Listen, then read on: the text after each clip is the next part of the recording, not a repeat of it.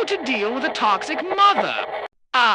Welcome back, dear listener. Last time, we discussed how to recognize a toxic mother. The subtle guilt, the quiet criticism, the curious way your victories somehow become her tragedies. Recognition, however, is only the first step. Today, we address the more delicate question. What does one do about it? Many people attempt the most exhausting strategy of all. They try to convince the toxic parent to understand. Long conversations, emotional explanations, heartfelt letters, a noble effort, also almost entirely useless. You see, dear listener, toxic behavior rarely comes from misunderstanding, comes from comfort. Control works for them. Why would they abandon something that has worked for decades? So, instead of trying to change them, you change the rules of engagement. First rule, stop explaining yourself. The moment you justify your choices, the conversation becomes a courtroom.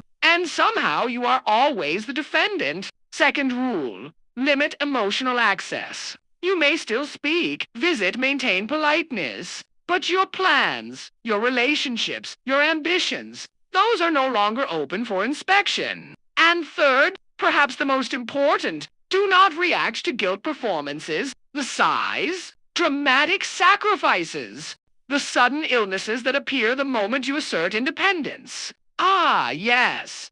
Very theatrical. Respond calmly, kindly, briefly, and then continue living your life. Because the truth, dear listener, is rather uncomfortable. You cannot control whether someone chooses manipulation, but you can control whether it still works. And the moment it stops working, something remarkable happens. They begin searching for a new audience. That should help.